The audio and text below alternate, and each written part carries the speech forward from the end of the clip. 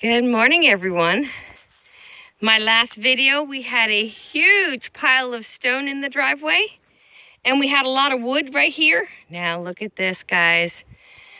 We are making progress. This part of our project is done.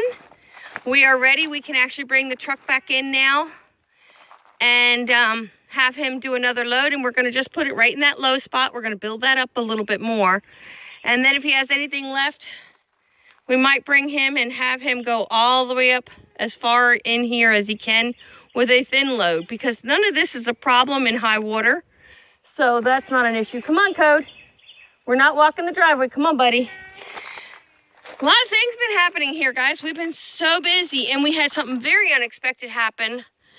Oh, about 4 days ago, we had a wild hog just mosey on through here. She walked right along the buck pen here, and I was fortunate. It caught my eye because I can see out the patio doors from my recliner. I'm like, honey, get the gun. We shot the hog. She was probably maybe 100, 150 pounds. She may have been a little bigger than that. I'm not sure because I'm not good at that stuff. But we did butcher her. And no, I didn't record it because it was 80-some degrees out. We needed to get her hung and gutted and butchered and in ice as fast as possible. And it took 2 of us to work through her, and we did get her done. And she is in, well, we've eaten some of her already. Of course, you got to eat your fresh kill. And we've got her in the freezer now. So we did get that done. That was a win because that was our first hunt here on our own property. Now, we've been rooting through this wood pile, and I'll show you what we're doing there. We've been doing a lot of little projects, but we're getting stuff done. I got my trellises ready to go in the garden. They're here on the trailer right now. We just have not taken the time to get them in the garden. I got all the gardens uncovered, but I might have to recover because the temperatures are dropping again here. So I don't know. We'll have to play it by ear and watch the weather. We did get our battery bank under the house. Now, we also took this one step further. We put cement board above it, just in case something would spark or something would catch fire. It's the first line of defense. It's not perfect, no, and it's not going to be, but it's what we could do with the time we had and the funds available. So I can tell you, what a difference. Oh my gosh, guys, we have so much power. We can even watch TV after dark. We'll be able to run the air conditioner longer in the summer and everything. We barely made a dent in using these batteries at this point. So it's a total win for us so far. All right, now, these batteries are what we've been using for almost 2 years, and they have served us so well. They're still in top condition. So what Jim's going to do, he's going to move these over to the shed and wire them into the shed to run tools off of. And they'll still be charging. I'm not sure if he's putting them on the same solar system or not, but he might be. The shed, I would say 95% of the shed is painted. And let's show you that real quick. I had help here. I had 2 helpers that came and helped me get this paint done. But there's the side that wasn't painted. I gotta walk through the bushes here. The ticks are out already. We're pulling ticks off of goats and cats and dogs. And here's the back side. It's done. Since I'm back here, I'm just gonna take this little walk here. So the shed is painted. And we started a new project. We're killing our project list. And I still have to do my 2019 goals. This looks a little wonky.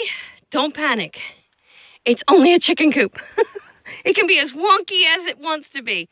But what's going to happen, the chicken coop that's in our front yard is coming to our backyard. And it's going to be 20 foot, because this is going to be a solid wall. And the goal is We're putting hardware cloth on the bottom. Again, we're in Florida. We don't need to protect these chickens from frigid temperatures. We just don't get them. We get cold enough to run heat, but not cold enough to worry about our chickens freezing. So these will be openings for nest boxes. We're in the designing phase of that right now. And basically the kennel is going to be, okay, let's talk about this first, and I'll talk about the kennel. This is the this is the west facing wall. This is where the rains blow from, the wind blows from. So this is a solid wall. There are little gaps because we did use the pine scrap lumber that we get for free firewood. And then this is my north side, which is always in the shade. And only the top half is done because we've got to build our nest boxes are going to go in here. So nest boxes in these openings. And then we're going to have a roof over it so we can come out here, collect eggs without actively going into the coop. And then we're going to do hardware wire down here along the bottom.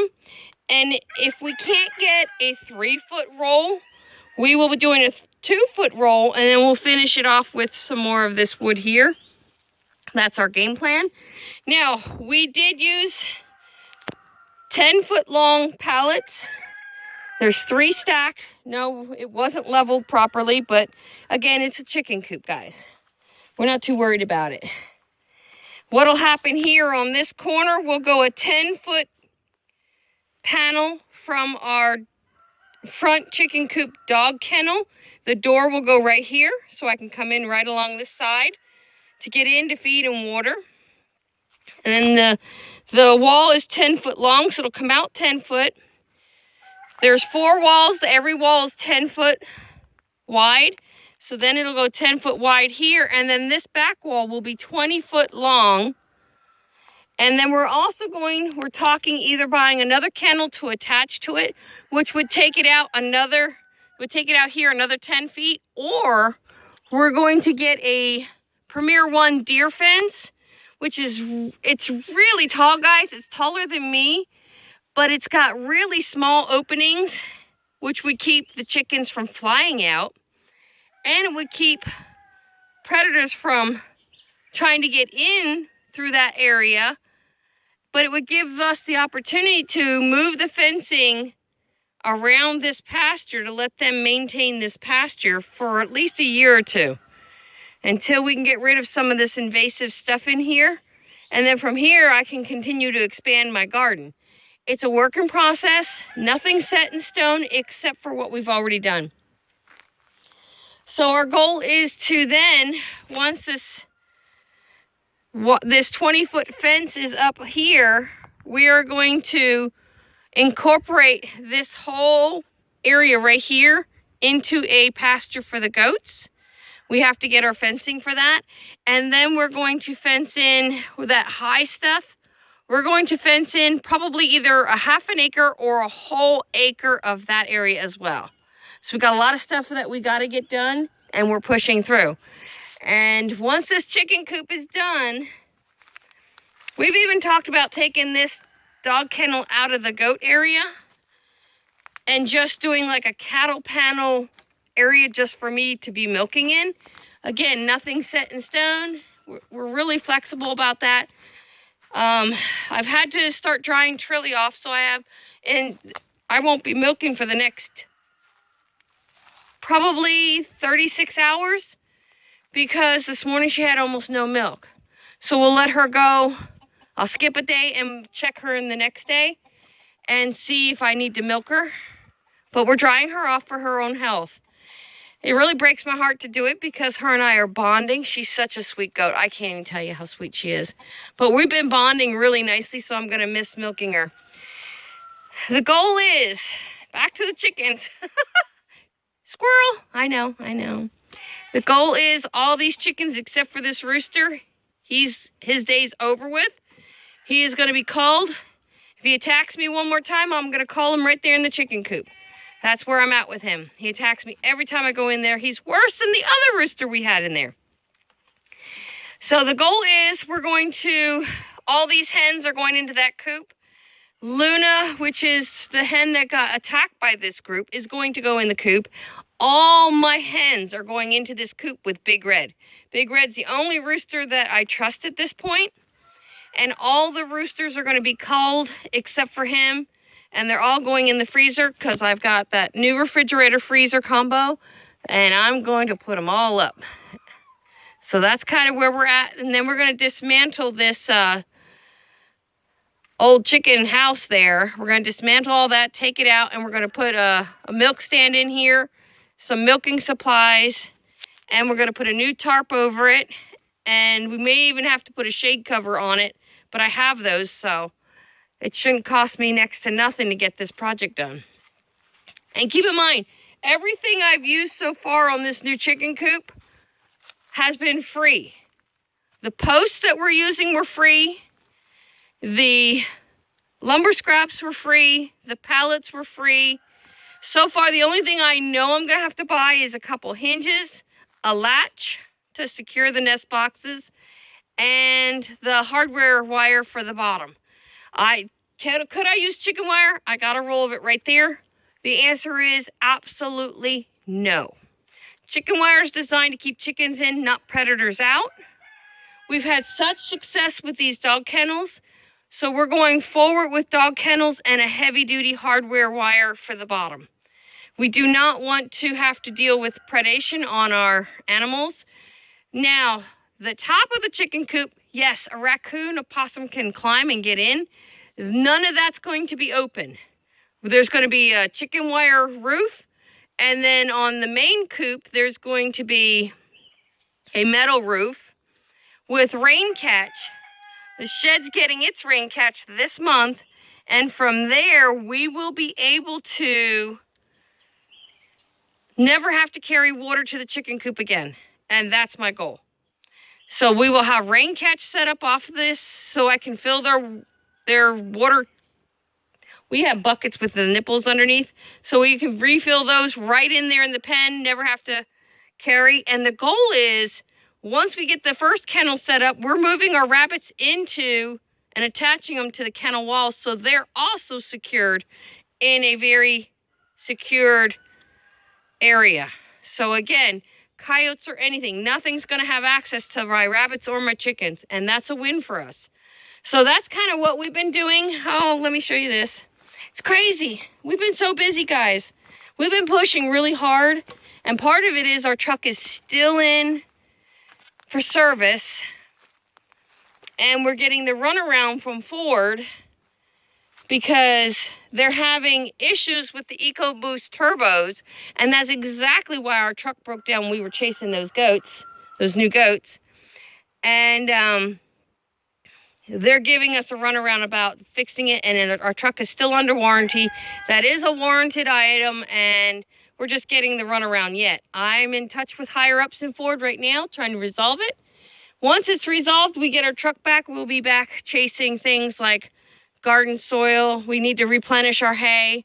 They need to get our truck done and get it back to us and play fair. That's how I feel. So I've been mulching my garden paths. As you can see, this whole garden area is pretty much mulched. I can do a little bit right there and around the back of these, which I plan on doing. But I can only do like 3 wheelbarrows, maybe 4 a day, and then I'm done. So I pulled the green beans. They were fried. I got some stuff started here. These are blueberries. I got 2 different types of blueberries. And these are rhubarb. And look at that. They're already sprouted. I had a feeling they would do really well. Nothing really going on in here. I got tomatoes started in here. I'm trying to start another set of tomatoes in here. In fact, this needs to be up here. There we go. And I got peppers under here. So this is my winter sowing efforts, if you will. While it's cold, yes, you can start your plants early. Milk jugs work great for this. And I think I've done a video on winter sowing before. So look for that. But I'm trying to get my plants started so I don't have to buy so many plant starts.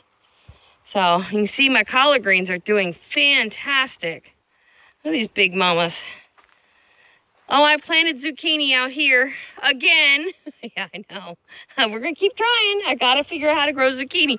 We're eating a ton of zucchini right now because I've gone on a paleo program. And that's a whole nother video. All right, guys. Hope you like the update. Those are going to seed. So I've got more coming in, though. Look at this. I'm learning. It's a process. See? You see there? There's some green ones. I got rows and rows. I got some kind of fungus coming in from the mulch. These all have to be pulled. They're all gone to seed. I was wondering if I could actually save the seeds from these, which is why I'm waiting to pull them. All right, guys, I'm rambling. Don't forget, like, share, and subscribe, and have a blessed day.